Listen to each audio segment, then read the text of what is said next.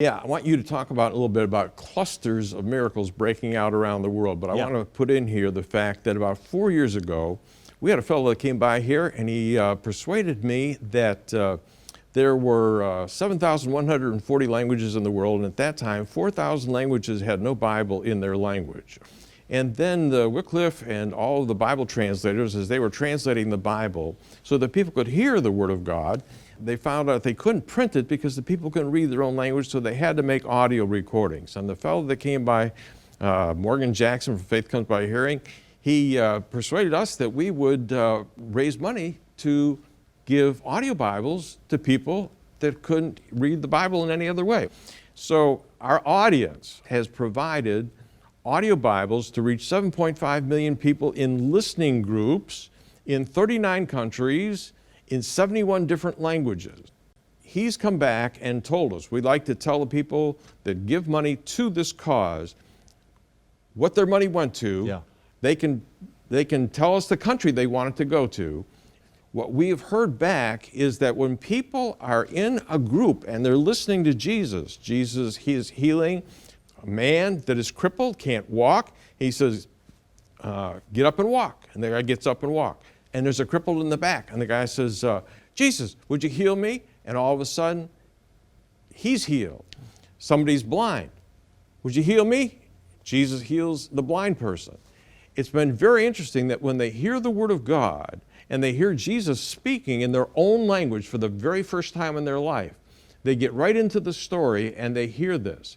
And I've been amazed at how many miracle stories come out of this. Now, I attribute this to, Lee, the fact is that in these countries, they have never heard about Jesus. Yes. There used to be, when we started this, there was 2.8 billion people in the world that didn't even know who Jesus was. It's down to about 1.5 billion people that still do not know who Jesus is. You go on the street and you say, hey, tell me about Jesus. I'm sorry, sir, I don't know anything about him.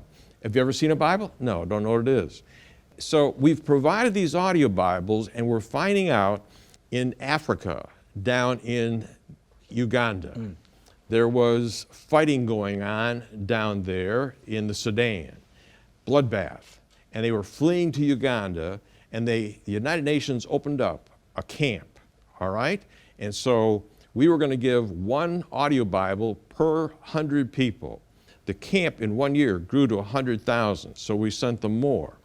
The next year, it grew to 200,000 people, so we sent them more. The next year, it went to 300,000. Now it's come down to about 270,000, unless there's some things that are happening that I don't know about. We've provided one per 100 people.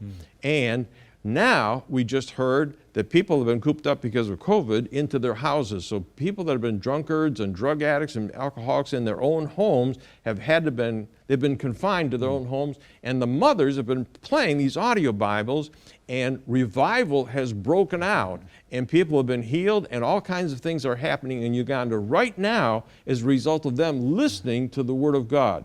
Do you find that there are clusters of miracles that are taking place in different parts of the world that nobody knows about? Absolutely. First of all, I think that is so awesome, that program. I'm going to talk to Leslie. We want to get behind what you're doing because, as you say, in so many of these areas where the gospel is just beginning to break in, Mozambique, Brazil, certain parts of Asia, China, and so forth, a lot of people can't read even their own language, but to hear it audio is awesome.